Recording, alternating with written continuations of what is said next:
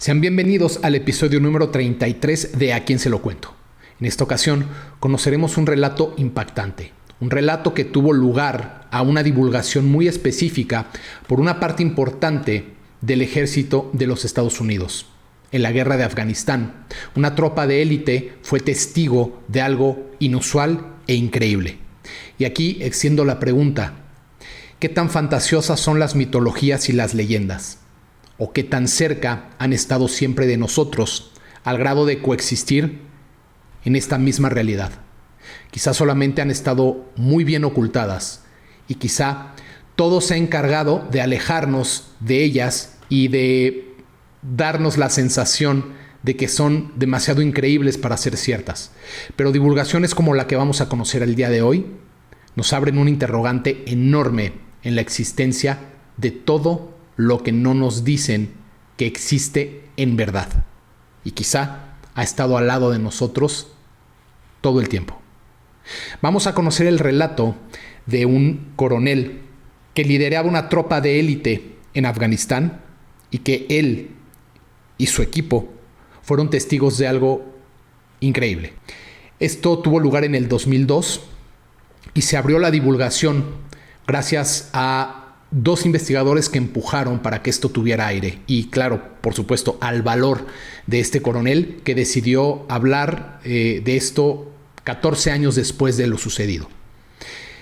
Voy a dar pie a la lectura de este relato y creo que va a generar demasiadas incógnitas no resueltas que poco a poco en estos tiempos se están desvelando cada vez más. Afganistán, año 2002. Este es el relato fuera de lo común del coronel K. Nunca olvidaré el silencio de esas montañas. No el silencio normal del terreno alto, sino uno distinto, uno pesado, atento, como si algo nos estuviera observando desde antes de que llegáramos. Era el 2002. Afganistán aún estaba ardiendo. Una tropa de infantería del ejército de los Estados Unidos había desaparecido en las montañas de Kandahar, sin emitir señales de auxilio, sin restos de combate convencional, sin explicación. Cuando una unidad entrenada simplemente deja de existir, no se mandan reconocimientos estándar, se activa un protocolo distinto. Ese protocolo nos incluyó a nosotros, a mí y a mi equipo. Éramos boinas verdes, operadores de élite con experiencia en guerra de montaña. Yo comandaba la unidad. En los documentos aparezco únicamente como K. Así me quedaré. Avanzamos durante horas hasta que uno de mis hombres identificó un sendero de cabras ascendiendo por una ladera casi vertical. Ese tipo de senderos no son casuales. Donde hay animales suele haber refugio, así que ordené tomarlo. A medida que subíamos, comenzaron a aparecer los primeros rastros: fragmentos de radio militar, correajes, partes de mochilas, luego trozos de uniforme. Y no estaban quemados ni dispersos por algún tipo de explosión. Estaban rotos, desgarrados, como si hubieran sido arrancados con fuerza bruta. Más arriba encontramos huesos humanos, algunos partidos, otros aplastados. No parecía una emboscada insurgente. No habían casquillos enemigos. No había posiciones defensivas. Aún así, ordené avanzar en formación táctica. El sendero desembocó en una explanada rodeada de roca, con varias bocas de cuevas profundas, oscuras y antiguas. Fue ahí cuando sentí que algo no estaba bien. Entonces, en lo profundo dentro de una de las cuevas, vi movimiento. Una sombra demasiado grande desplazándose. No tuve tiempo de advertir, cuando de la boca de la cueva, una lanza de más de 2 metros salió disparada desde la oscuridad con una fuerza imposible y atravesó a mi compañero, Dan Romero. Lo atravesó de lado a lado. Su cuerpo fue levantado del suelo como si no pesara nada. Y entonces salió el ser. Medía aproximadamente 4 metros. Su cuerpo estaba cubierto con pieles de animales, sucias, cosidas entre sí. En una mano llevaba un escudo ovalado, similar a un escudo romano marcado por impactos antiguos. En la otra, hacía espacio para recobrar la lanza que acababa de matar a uno de los nuestros. El ser tenía una barba roja, espesa, enmarañada. Su piel era pálida, casi gris, pero el olor que emanaba era insoportable. Una mezcla de animal, humedad, sangre vieja y carne en descomposición. Pero lo más inquietante no fue su tamaño, fue su comportamiento. No era torpe, tampoco era lento, y a pesar de su gran masa se movía con una agilidad extrema. Aceleraba y cambiaba de dirección, levantaba el escudo para bloquear disparos, esperó el momento adecuado para atacar. Era un estratega. Escogió al primer objetivo con precisión. Rugió. Cuando abrió la boca, vimos algo que aún me persigue: 2 filas completas de dientes, una detrás de la otra. No como un animal regenerativo, sino una doble dentadura funcional, diseñada para triturar carne, hueso y tendones. Ordené abrir fuego. Disparamos una ráfaga con armamento de guerra durante más de 30 segundos continuos. Cualquier ser humano habría sido desintegrado en los primeros 2 segundos. El enorme ser avanzó varios metros antes de caer finalmente. El impacto hizo temblar la explanada cuando el ser cayó al suelo. Cuando se desplomó, el silencio volvió. Solicitamos evacuación inmediata. La base no cuestionó.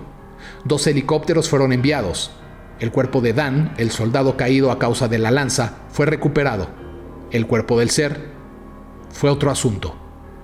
Pesaba tanto que solo un helicóptero pudo levantarlo usando arneses especiales. Más tarde se confirmó que pesaba casi media tonelada. El piloto quedó en shock. Recuerdo su expresión cuando miró la carga suspendida bajo la nave y murmuró: «Eso no es humano». Yo no lo contradije. Jamás había visto algo así. Más tarde, durante el reporte, describí cada detalle: su tamaño, su fuerza, su polidactilia, ya que tenía 6 dedos en cada mano y en cada pie, su agilidad, su dentadura doble. El general escuchó sin interrumpirme. Cuando terminé, fue claro: este informe no existirá. Debíamos reescribirlo como un enfrentamiento rutinario con fuerzas enemigas. Firmamos acuerdos de confidencialidad. Carreras, familias y vidas estaban implícitamente sobre la mesa. Así que callamos. Pero el silencio no borra lo que uno vio. Con los años, comencé a analizarlo desde otro ángulo, no como soldado, sino como observador de algo que no encajaba en la biología conocida. Un cuerpo así no debería moverse con tanta rapidez. Sus músculos no eran voluminosos, sino densos, funcionales. Sus huesos, según comentarios posteriores, eran más gruesos de lo normal, diseñados para soportar impacto y peso extremo. Todo en él parecía optimizado, no accidental. La polidactilia simétrica no era una deformidad, era una característica estable, funcional, heredable. Eso me llevó inevitablemente a los textos antiguos. En el Génesis, los gigantes aparecen de forma breve, incómoda, casi censurada. En el libro de Enoc, la descripción es más clara: seres híbridos, nacidos de la unión entre los vigilantes y las mujeres humanas, gigantes violentos, devoradores, habitantes de regiones elevadas. Los textos dicen que no todos murieron. Más adelante, la Biblia vuelve a mencionarlos: los Refaim, Goliat, descendientes con 6 dedos en manos y pies. Ese detalle no es simbólico, es anatómico y específico, demasiado específico.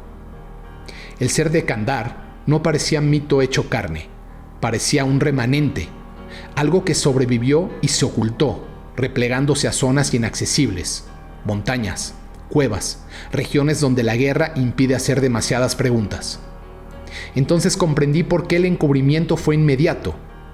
Aceptar la existencia de algo así destruiría pilares fundamentales: la historia lineal, la evolución cerrada, la supremacía absoluta del Homo sapiens. Provocaría pánico religioso, colapso psicológico, preguntas que ningún gobierno podría responder. Pero hay una razón más profunda. Si estos seres existen desde la antigüedad, entonces el encubrimiento no es moderno, es heredado. Imperios, religiones y estados habrían tomado las mismas decisiones durante siglos. Esto no debe saberse. no porque sea imposible, sino porque lo cambiaría todo. En 2016 decidí hablar de forma anónima. Mi testimonio fue recogido por L.A. Marzulli, Richard Shaw y difundido por George Noory, no para generar miedo, sino para dejar constancia, porque yo estuve ahí y yo vi al gigante caer. Nada de lo que he leído, estudiado o analizado desde entonces me convence de que haya sido el último. Tal vez los antiguos no inventaron a los gigantes, tal vez solo lo recordaron, y tal vez las montañas aún guardan cosas que nunca se suponía que encontráramos. Este fue el relato del coronel K, el ex boina verde que lideró este equipo que tuvo que avasallar a este ser, ya que emergió de una de las cuevas en donde estaba para atacar a la tropa, y muy probablemente fue el causante de la desaparición del equipo táctico que había asistido antes de los boinas verdes que fueron a buscarlos. Jamás los encontraron. La descripción genética y física de este ser da a entender que muy probablemente podría consumir carne humana. Es una hipótesis porque los cuerpos nunca fueron encontrados, pero sí se encontraron remanentes, se encontraron huesos rotos, huesos con un poco todavía de tendón y de carne. Y muy probablemente hubo una investigación más profunda, muy probablemente se llevó a este enorme cuerpo a hacer una autopsia, y muy probablemente esta parte que oculta toda esta información sabe mucho más al respecto para poder dar detalles, pero no lo hicieron. Lo único que hay es el testimonio de este coronel, y de alguna manera este glitch en la historia de la guerra de Afganistán muestra algo que nadie jamás imaginó posible. Lo encontrado en Afganistán encaja con otros encuentros reportados en distintos puntos del planeta. Hay por ahí otro reporte en Irak de algo que pasó con un ser muy similar. De hecho, las particularidades son tan iguales que decidí omitir la descripción, porque prácticamente se estaba describiendo no al mismo ser, pero a uno muy muy parecido, con las mismas características. Así que encontré que en el Cáucaso hay informes no oficiales de fuerzas rusas que hablan de encuentros con humanoides gigantes en zonas montañosas, descritos como agresivos, solitarios y que habitan cuevas profundas, justamente como en el relato del coronel K. Aquí, en esta región del Cáucaso, esto no es presentado como un mito. Esto es tratado por el ejército de esta región como riesgo operativo no convencional, o sea, está clasificado. La orden siempre es la misma: neutralizar, extraer y callar. Siempre lo que hacen es justamente ocultar toda evidencia y eliminar reportes descriptivos de lo que realmente pasó, para desaparecer cualquier pista o cualquier sospecha de que algo así pudiera existir. Número 2. América del Sur. La persistencia del mito. En Sudamérica, los relatos no venían del ámbito militar moderno, sino de zonas donde la selva y la montaña siguen dominando al ser humano. En la Patagonia, en la Amazonía, en los Andes, las comunidades indígenas han hablado durante siglos de seres gigantes que evitan el contacto, pero atacan cuando se invade su territorio. Lo interesante no es el folclore. Lo interesante es que los patrones físicos son iguales: tamaño anormal, fuerza descomunal, hábitat remoto y territorialidad extrema. La diferencia es que ahí nadie va a extraer cuerpos gigantes en helicópteros. Quizá ellos hayan aprendido una lección simple: para sobrevivir hay que ocultarse. Pero lo que realmente se oculta es que el encubrimiento no protege al público de la verdad, solo protege al sistema de una pregunta imposible de responder. ¿Qué lugar ocupa entonces el ser humano si no es la cúspide absoluta? Aceptar la existencia de algo así implicaría que la historia no está completa, que la biología humana no es única y que los mitos fueron advertencias y realidades. Y eso es demasiado para cualquier civilización basada en el control como la nuestra. Hay muchas puntas en este relato que me parecen muy interesantes. Si seres así existen en estos lugares remotos que son encontrados por causalidades como la descrita, podríamos hipotizar mucho. Podríamos pensar que quizá no se extinguieron y que no fueron solamente parte de un folclore mitológico, sino que su longevidad los ha hecho perdurar a través de la historia humana y por eso aparecen en ápices de libros antiguos, en relatos, en historias, en parábolas, etc. Quizás su longevidad sea tal que nosotros no la podamos ni siquiera dimensionar y por eso el excluirse y el vivir recluidos en estos puntos tan inhóspitos haga que puedan sobrevivir casi sin tener contacto con nosotros. Lo que es verdad y lo que dije al principio de este episodio es que son tiempos de revelación.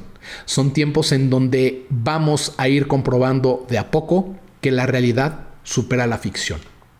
Si deciden investigar a profundidad, les voy a dar nuevamente los nombres de los investigadores que hicieron posible el que George Noory, que tiene un programa de Disclosure, haya llevado a cabo la entrevista con el coronel K.